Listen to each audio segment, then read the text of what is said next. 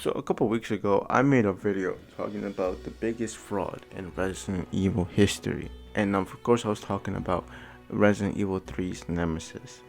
Well, RE9 recently just dropped, and I think this said character that you guys see on the thumbnail while you're clicking on this video, it's literally the biggest fraud in all of Resident Evil history, man, and even including in all gaming history. Alright, bro, because this man had the biggest layup of all time. Alright, being one of the most iconic characters, iconic villains. I meant villain. Being a clone of that said villain, and proceeded to do jack shit about it, bro. Like, I'm not even sure how long this video is. It might be really short, like 4 or 5 minutes, bro. Alright, obviously, I'm talking about Zeno and Resident Evil 9. Him! Firstly, we're introduced by him aura forming.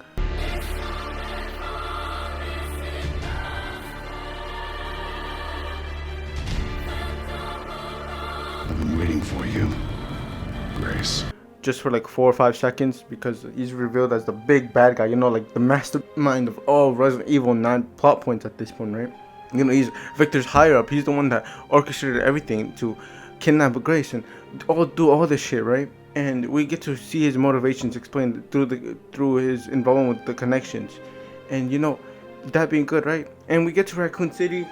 You know, he's also trying to convince Grace to be part of his team, be part of the people of the connections, and to help him find what Elpis truly is. And you know, he does have a good moment here in Raccoon City, because Leon goes tries and fight him, and he dodges all the bullets with ease, and he also lands a good devastating blow on Leon, right? But everything else that I just mentioned, that is all his high points. It all goes down from here, alright? Because once we get to the Ark, you know, the secret umbrella laboratory, bro is just yapping for Elpis, right? And just like trying to move the plot.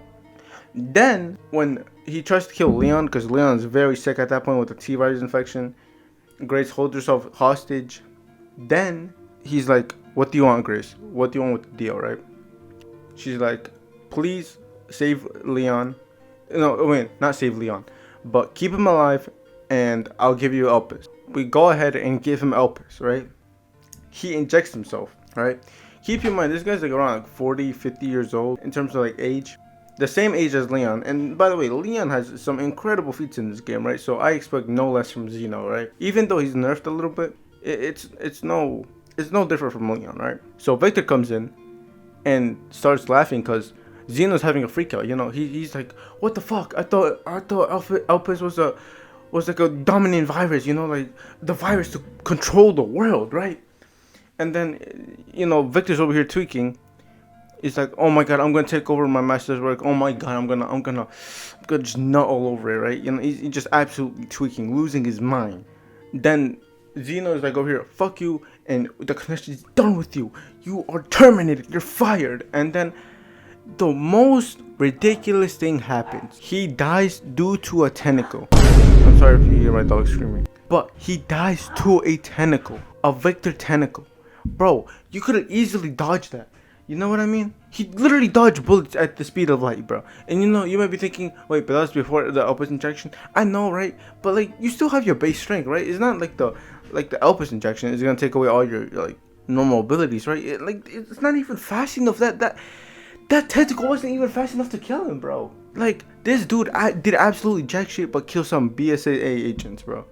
4 of them, or like 5. I can't remember if it was 4 or 5. But still, that's all he did, and did a devastating blow to Leon. That was all his highlights. After that, just downlights, bro. He's literally Tony Snow of RE9, bro. As a matter of fact, out of the whole Resident Evil franchise, I cannot name you one villain that had a much more atrocious film or run in a game where they're the main villain. Like, this shit is embarrassing. Not even the main Albert Wesker had that shit. This is crazy. Alright. And yeah, guys, this is my little rant about Zeno, because this man absolutely did jack shit. Now, I do want to say to all the people that are waiting for my big RE9 video, you guys are going to have to wait a little bit more.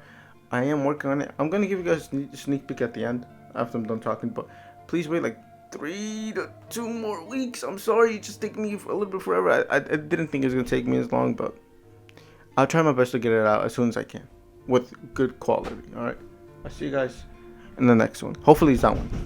Peace. So the scene starts in an FBI office. We see this random bald guy just walking towards a cubicle and calling out Grace, a name. Then he repeats Grace Ashcroft one more time. Grace is like, yes, sir? My office. And you know, reasonably, Grace is thinking, fuck, I'm getting fired tonight. I'm gonna be kinda homeless tonight. At the office, Grace is like, yo, please, yo, Mr. Boss, I need this shit, bro. Like, I'm kinda homeless. Like, please don't fire me. He's like, hold up. I'm gonna need you to calm down. We just found some dead body, like some Logan Paul shit. So I'm gonna need you to go investigate that shit at some sketchy ass hotel that is probably not haunted. Grace was like, oh hell no, that's the same place where my mom was slammed out. He's like, yes, Grace, that is the place where your mother was slammed out 8 years ago. Look, I'm gonna ignore all of the rules of the FBI, not sending you with a squad, no personal bodyguard, not just you by yourself. We have to move game's plot. So, are you in for Uncle Sam? Oh hell no! Man, fuck you and fuck your PTSD and fuck your mom. Your bitch ass is going, so prepare yourself. Which off rip is so confusing because what you mean you're gonna send an FBI analyst to a crime scene with no bodyguards or no agents that have combat experience? Because imagine one of these fucking bodies were a bioweapon. They would be cooked. The analysts would be cooked, and we would be dead, bro. Like that shit makes no sense. I don't know why we couldn't get any backup.